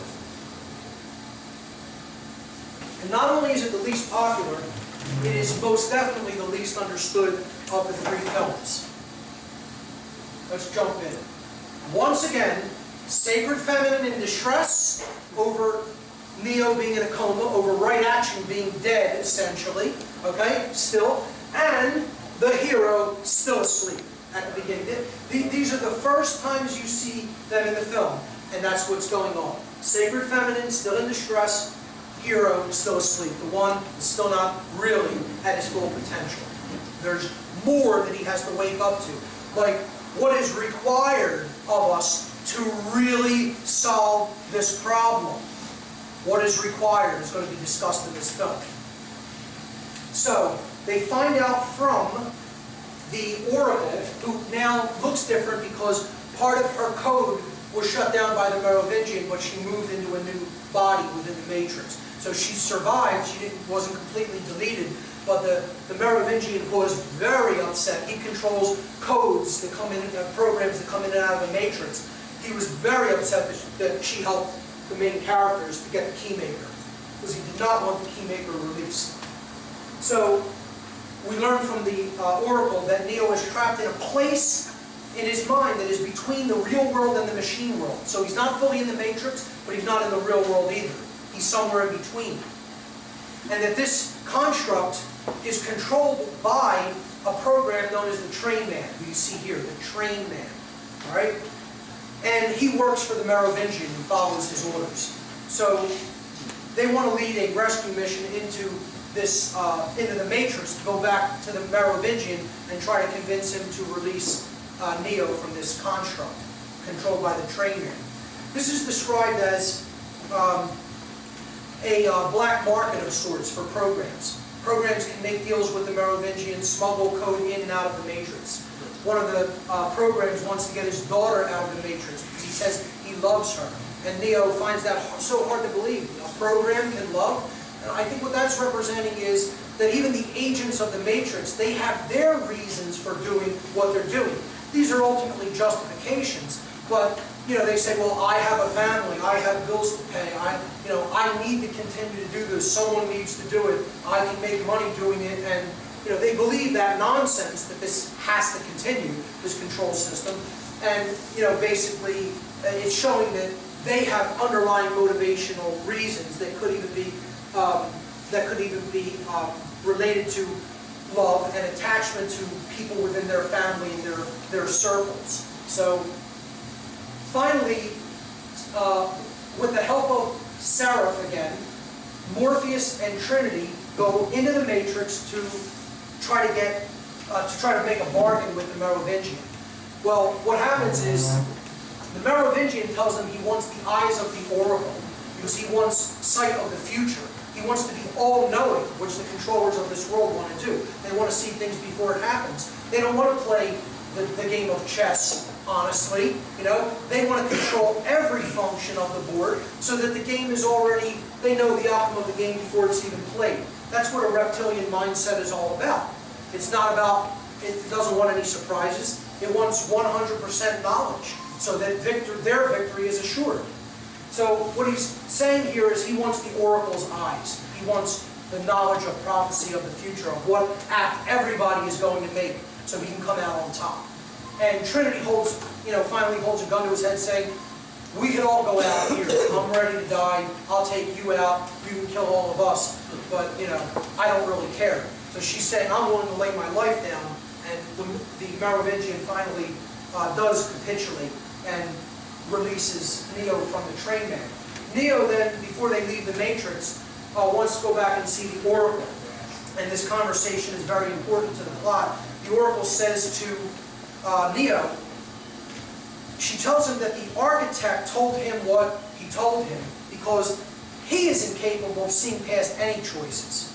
Because he doesn't understand choice. He is robotic consciousness. He's machine consciousness. He's left brain only consciousness that is divorced from any right brain intuition. So he doesn't have holistic intelligence. He can't really see the big patterns, the heuristic patterns. He can't see the forest for the trees. He can't even see the choices that are really right before him because he doesn't really understand choice or free will. He is totally deterministic. Okay? He's a machine mind. That's how a machine thinks. He says to him, choices are all variables in an equation.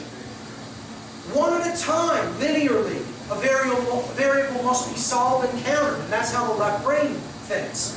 He says that's his purpose, to balance the equation, to make sense of reality and order and, make constructs out of things. Okay? And Neo says, what's your purpose? And she says to unbalance it, because she's the right brain aspect. She's the chaotic aspect. She's the intuitive aspect. She's the part that thinks heuristically and big picture thinking. All right? She can see intuitively into the future. She's non-linear time-based thinking, not time-bound awareness. So her purpose is to unbalance that left brain side, to bring balance to it, in other words. The oracle then says, I see the end coming, the darkness spreading. I see death. And she's referring to Smith, this spreading of this virus within the entire world, within the matrix. She says, you are all that stands in his way. Very soon he's going to have the power to destroy this world. But I believe he won't stop there. He can't. He won't stop until there's nothing left. Okay, so the desire to control death, the destruction of the heart energy, doesn't want to stop. This darkness wants to infest everything until it has consumed everything. And Neo says, what is he? Referring to Smith. And she says, he is your opposite, your negative. Because Neo represents light and the will for freedom. And Smith represents death, decay, entropy, darkness, and the will to enslave. Okay? So she says, he is the result of the equation trying to balance itself out. So Smith finally comes into the oracle and assimilates her, gaining her eyes. So now death, entropy, decay, actually has the vision and the foresight that it needs to move forward to really infest everything. So since we're talking about what these different programs within the matrix represent, I wrote down, this chart that breaks it all down. The architect of the matrix is the human ego, run amok, totally gone out of control, not checked whatsoever. And that's what's putting us deeper and deeper into the control system. He is left brain dominance, pure left brain, as I've been talking about. He is also the R complex, because when we're in a left brain form of imbalance, the executive command functions all get shunted and get rooted within the R complex, which is our base brain, our reptile mind. And that's why controllers all act like reptiles. It's all about me, what I can get, what I can hoard, and screw everybody else. Okay? It's about the desire for control. That's the architect of the matrix. That's what got us into this mess. It is the deterministic aspect of creation. I would say it's the deterministic aspect of thinking, really. All right? It's determinism is what the architect represents. No wavering, no free will, no choice. Hard-lined approach. Okay? The oracle represents the human intuition. She is right brain dominance. So you could look at that as New Age beliefs that don't include the negative or are way outside time-bound awareness. But there's not really balance there either. Okay? She could be interpreted as the midbrain or the limbic brain, the limbic system.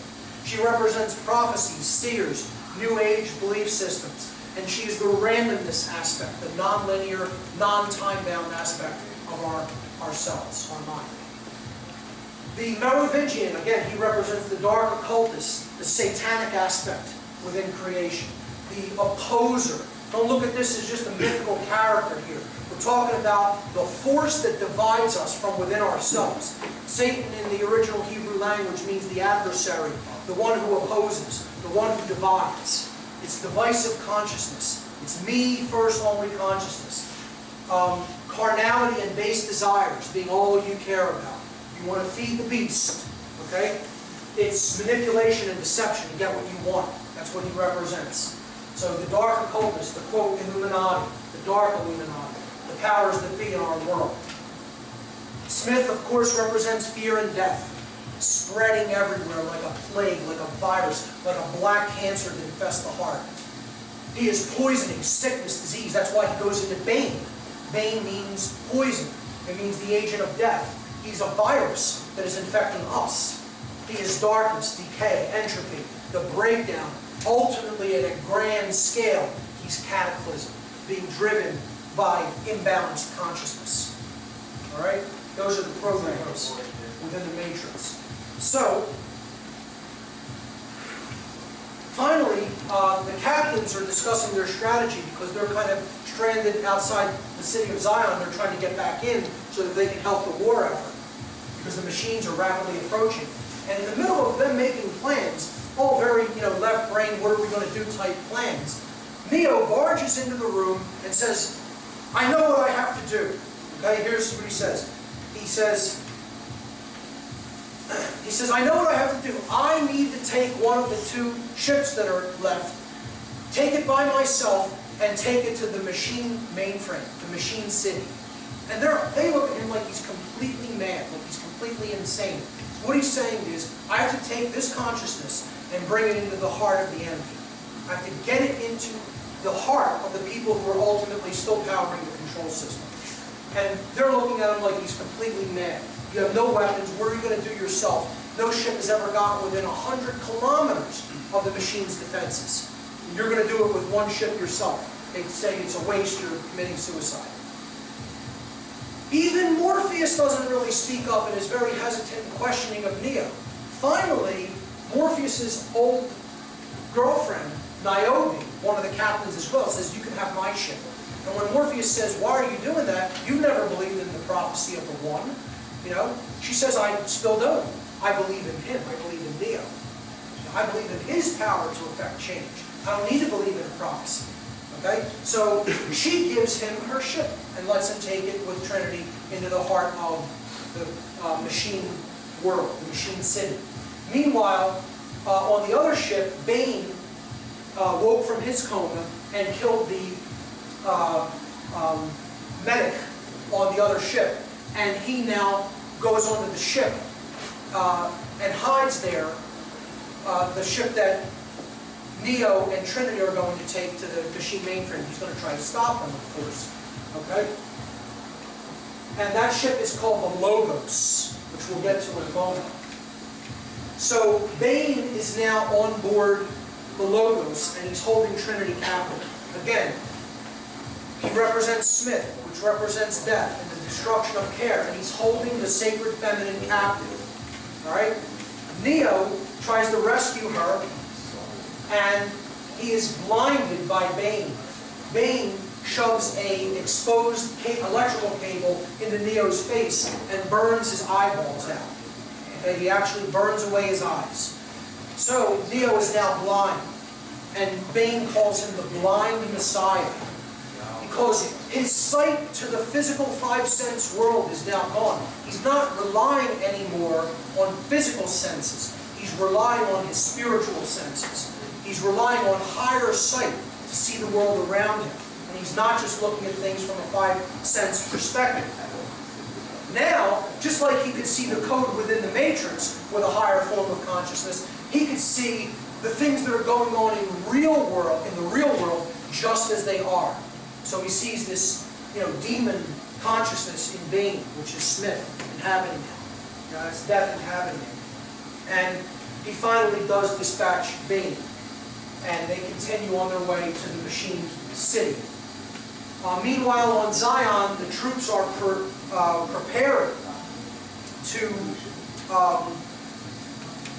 do battle with the machines. And they're all very hesitant and very nervous because they don't think many of them are going to survive, if any of them at all. So, the battle finally begins when the machine consciousness breaches the defenses of Zion and comes into the city like a swarm of locusts, annihilating everything. Their numbers are too great, and this is suggestive that the numbers of the people who are still totally attached to the system of control in our world, and who will give over all of their energy and their bodies for the perpetuation of that control, are still so overwhelmingly vast that it is like we are literally up against a plague of locusts. Okay? That's what that represents. That so few are woken up to the evil of their actions that they will do the bidding of the machine consciousness full bore, no matter what it means, even if it means the destruction of humanity. So Niobe pilots a ship through the mechanical pipes leading back into the city of Zion, and they explode an electromagnetic pulse weapon, which gives them a little bit of breathing room. It destroys enough machines to give them some breathing room. During the aftermath, there's a conversation between Neo and the council members, and he says that Neo is doing what he believes he must do. In other words, he has found his true purpose. He's doing what he thinks he believes he really needs to be doing. He's doing his work. He now knows that this is what work he needs to do, and he's finally doing it. Meaning, taking that understanding of consciousness and bringing it into the machine world, bringing it into the mind and heart of the people who are still in that diseased level of consciousness, to help to change them. That's what Neo is finally doing, which is what his purpose is. He says, I don't know, Morpheus is saying about Neo, I don't know if he'll reach the machine city. And if he does, I don't know what he can do to save us. But I do know that as long as there is a single breath in his body, he will not give up, and neither can we. And this is the main message of the third movie. That what it's going to take to get us out of this current condition of humanity is sustained willpower, sustained effort, not giving up, not just expecting results quickly, and if they don't happen, then just saying, oh, it didn't work. Sustained willpower is what is required in order to solve this problem. Okay? Let's move on. Neo and Trinity approach the machine city. I wish you could see it a little bit clearer in this slide, but there are three main pipes that lead from the power plants that all the people are plugged into, giving their energy, and it's leading to the machine city, which is very far away from the power plants. This represents something very profound. There are three channels. There are three forms of energy that the machine consciousness is feeding on through us. And that is our thoughts, our emotions, and our actions. They feed on mental energy, us giving our thoughts over to their way of thinking and their worldview. Our emotions, they want to wire our emotions up into a ball and have us pump out all negative energy so they can feed on that.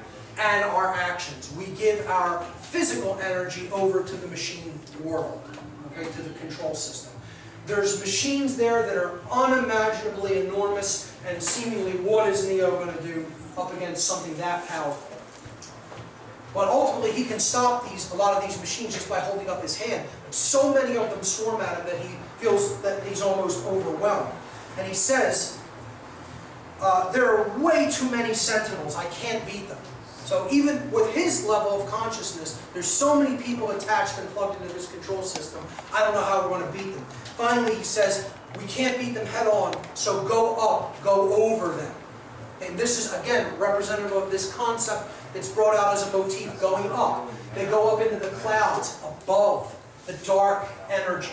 So this is rising up to a higher level of consciousness, and in doing so, you're going over that low consciousness. You are transcending it, and you could actually, work with it from that higher perspective to try to change what's going on down there. So he says, go up, go over them. The sky is the only way.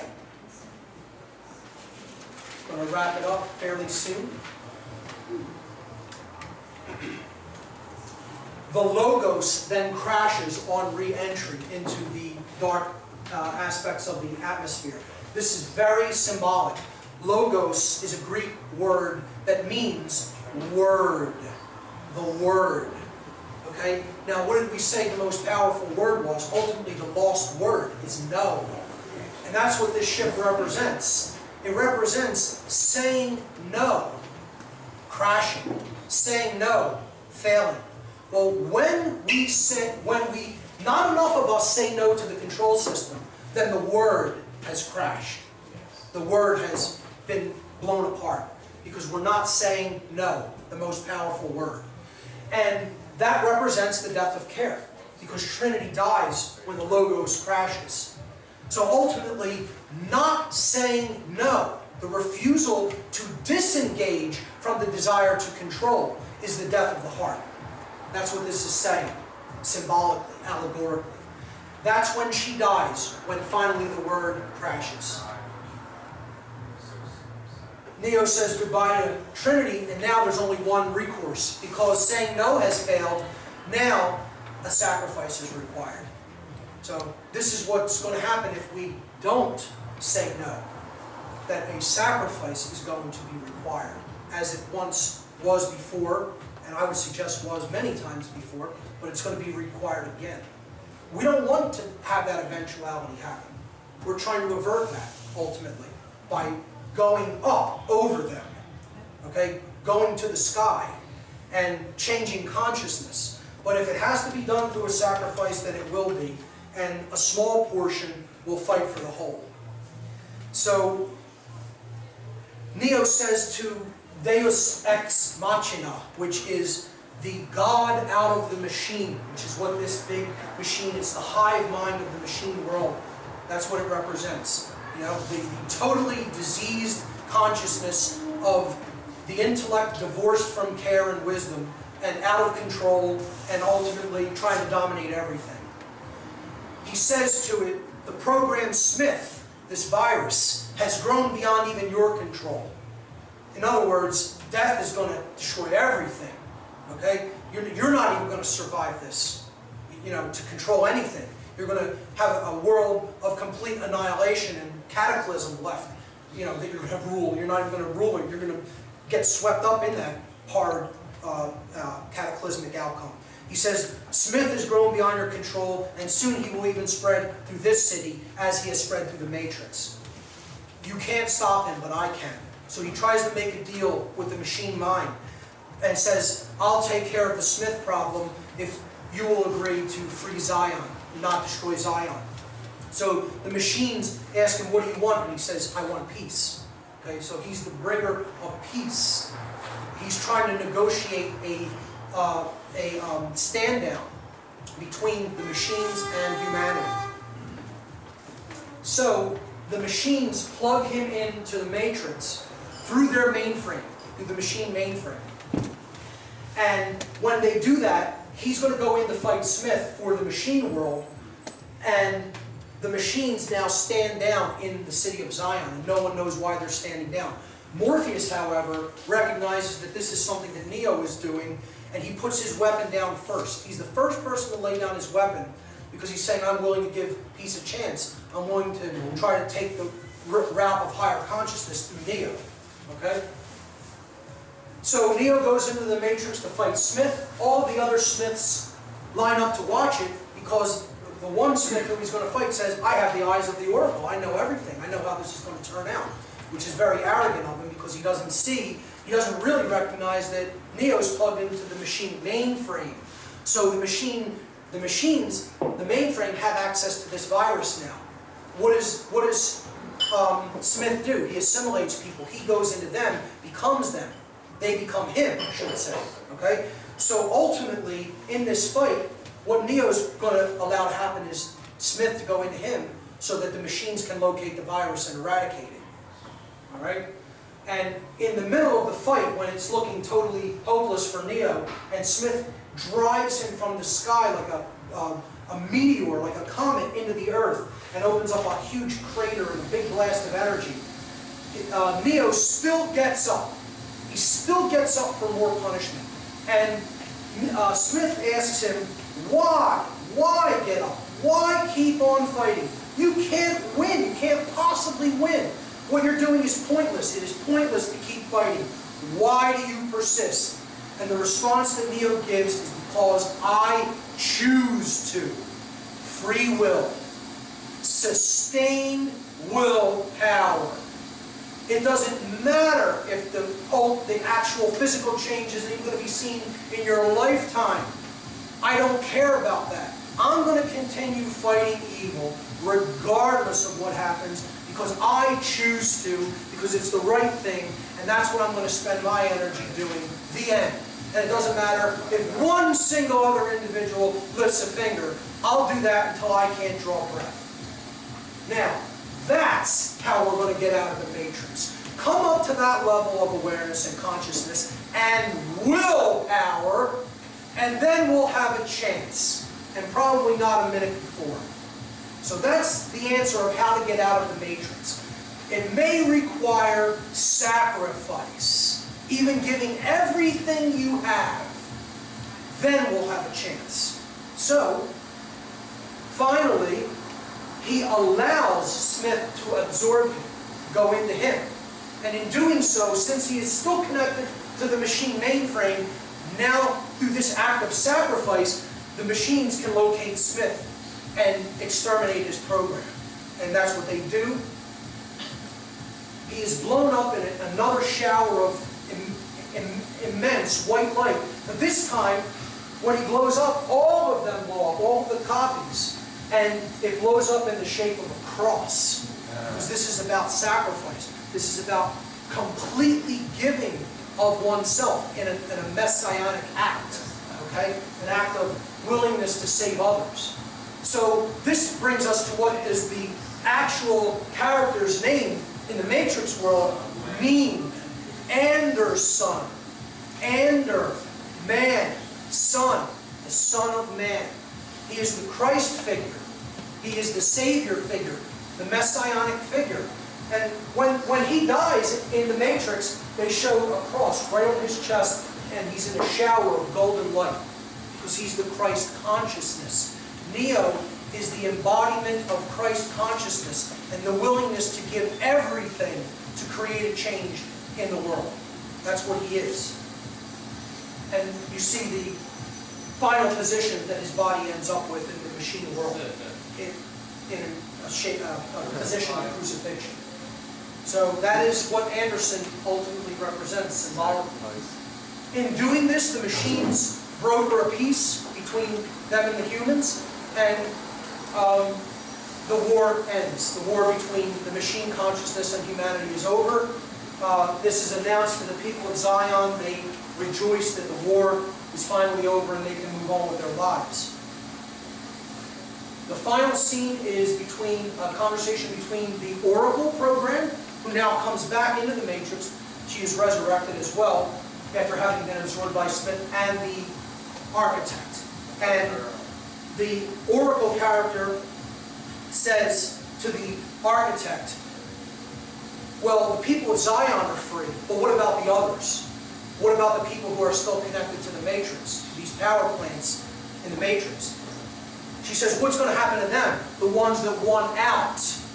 And the Architect has brokered a deal because of what Neo has done for the machines by eradicating Smith. See, it's about, he has conquered death. That's another concept of the Messiah or the Christ. He's conquered death. He is light. He conquers darkness. So, in an act of sacrifice, that light energy has conquered the dark.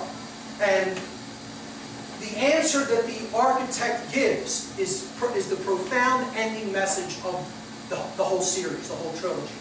He says to the Oracle that the ones that won out will be freed. That is the final message of the Architect in the film. He says, obviously, they will be freed. So in other words, the desire to want to get out of the system of control is where it has to all start. And that's where it will start for other people who have not yet seen the truth, but if they want it badly enough, they will be freed at some future point. And that's the message of hope that the trilogy concludes with. However, there is one other question that is what the whole trilogy is ultimately about. And I'm going to wrap up with this question and I'll leave you with it. And that is, ultimately, not even allegorically or symbolically, but in the real world, the question of this trilogy is, in the real world, who is the one? And the answer is, you are. You are. Thank you very much, ladies and gentlemen.